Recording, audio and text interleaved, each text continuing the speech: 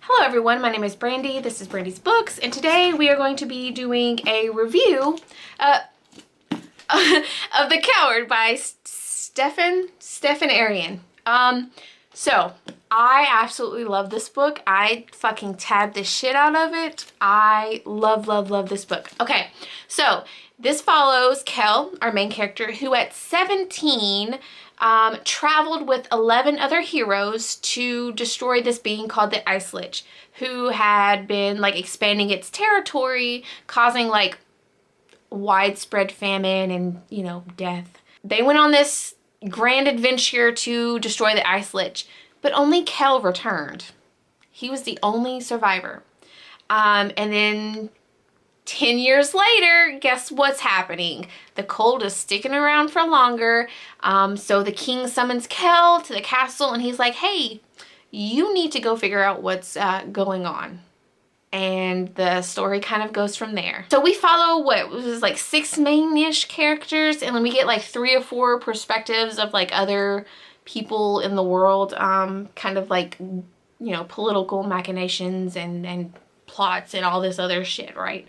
There were obviously some characters that I enjoyed more than others, some of their perspectives I enjoyed more than others, but that's how it is when you have, you know, a book that follows many characters. Kel has obviously, he's got some PTSD and he has some serious survivor's guilt. Over the last like 10 years, he's worked kind of hard to heal, and he's made good progress, kind of.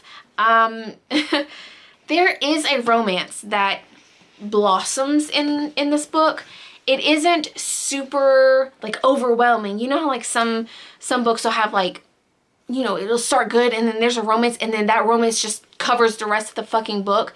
This was not. It was like sparse throughout, and it did not take over the story, which I loved. I mean, I love romance, but in this book, I feel like it was done very well.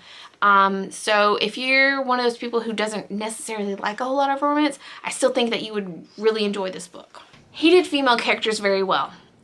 They weren't placeholders, they weren't baby makers, they weren't second-class citizens. I mean, we have a Hercules type character, female character, and I love her. I love her so fucking much. And then her love interest is so good. He doesn't feel threatened by her, I don't want to say masculinity. He just doesn't feel threatened by her, okay? Like, she's a very fucking strong character, right? And he's good with it. He's cool with it. He don't give a shit. He lets her work through her feelings and her thoughts. He doesn't like pressure her. And I loved that. We didn't like delve like super hard into like the backgrounds of all the characters except for Kel. Like, we got a lot of like his background and his thoughts and feelings and stuff like that. There was one character that I felt we didn't get anything from them. And by that I mean they were a mystery from the very beginning. You could tell that there was something about them that was more than meets the eye, and that stayed throughout the whole book. And I do not feel that mystery will be solved. Definitely was not solved in this book. I don't really see it being solved in the second book. So that kind of like got me just a little bit. Like, I really enjoyed this character. I wanted to like find out what exactly was going on. I mean, okay, so we did kind of get what was the character, but we didn't, it wasn't very detailed. I don't know if this is making sense. Anyway, moving on. I want to talk about the world building. So it wasn't super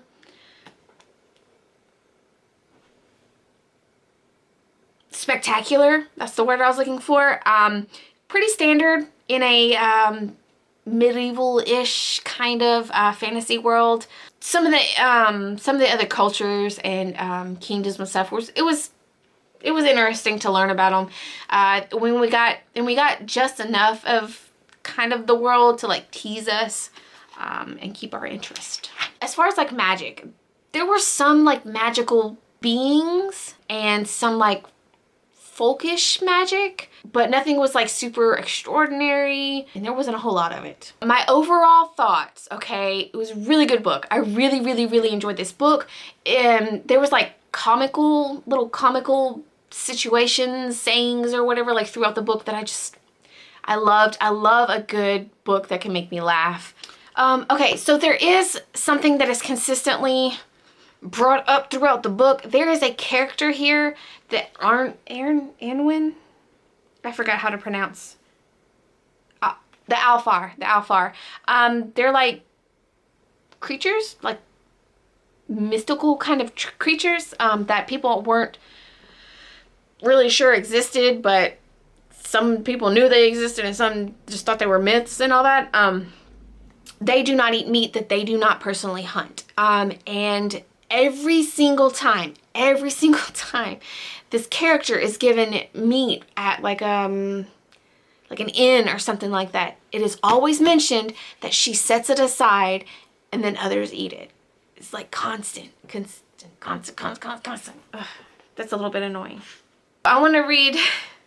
I did a little thing on Instagram about this, but I want to do these on here because not everybody, like, you know, watches Instagram and shit, or is on Instagram.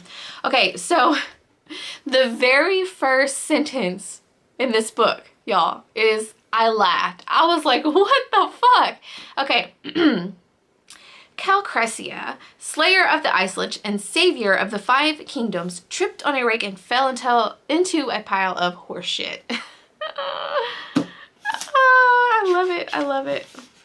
And then also, like a couple of pages over, he's talking about this tax man, because, you know, it's a fantasy kingdom, and, you know, kingdoms aren't built on dreams and wishes, right? You gotta tax the people. So he's talking about a tax collector called Abram. Kel had paid the local Mannix to hex Abram and make his cock drop off, but so far it hadn't worked. Then again, perhaps it had. The only thing that seemed to give the taxman any pleasure was taking money from other people. He probably hadn't used his cock in years. I love it. The people that he's lived with for the last 10 years are kind of like pretty loyal to him. A smile tugged at the corners of his mouth. He was touched by their loyalty after all this time. Those who'd been here 10 years ago had seen what the journey had done to him. The scars on the outside had faded, but those within had never really healed. Kel is talking about the court, right? Okay. The concealing layers of paint smeared across faces, the tight, elaborate clothing with scratchy collars and dainty food that was neither tasty nor filling. It was all so fake. Finery that served no purpose. Underneath it all, they were just like him. They pretended otherwise, but they all sat down to take a shit. Even the king put his trousers on one leg at a time. Just like everyone else, they'd underestimated him. Once again, Kel would prove he was a survivor and a lot more difficult to kill than anyone realized. The love interest, the male love interest in this book. So they're talking about this animal thing that both of them had fought.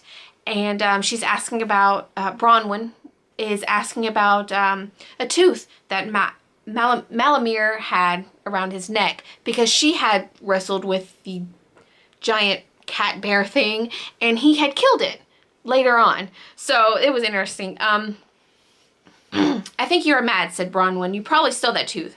I took it from him at great cost, insisted Malamir. Do you have any scars to prove it? She asked. At this, Malamir showed the first signs of discomfort, but eventually he nodded. Thankfully, they're not in the open. I would be happy to show you in private. Perhaps we could compare scars, he suggested, giving Bronwyn a salacious wink. Perhaps, she said with a faint smile. I am also hung like a horse. I could show you my cock as well.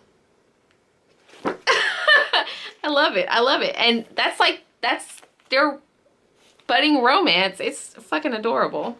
This is Malamir talking about Bronwyn. Bronwyn, who was too tall for him and whose strength exceeded his own, who was loud and impatient, uncouth and proud of her scars, who had a body that was hard in more places than he was used to on a woman, who wielded a blade with such vicious brutality and recklessness it made him worry for her safety. A woman who was his equal in many things and surpassed him in others. She was a challenge that tested him every day. So yeah, that is it. I love this book. I fucking love this book. The Warrior, I'm very, very excited to read, although I do strongly believe that if you ignore a couple of paragraphs in on the last chapter, this would be perfect as a standalone. So, yeah. Anyway, all right. So that is it of my review of The Coward, and I strongly suggest y'all read this. It is fucking amazing. It is fucking amazing. All right. That is it. Thank you so very much for watching, and I will see you in the next one.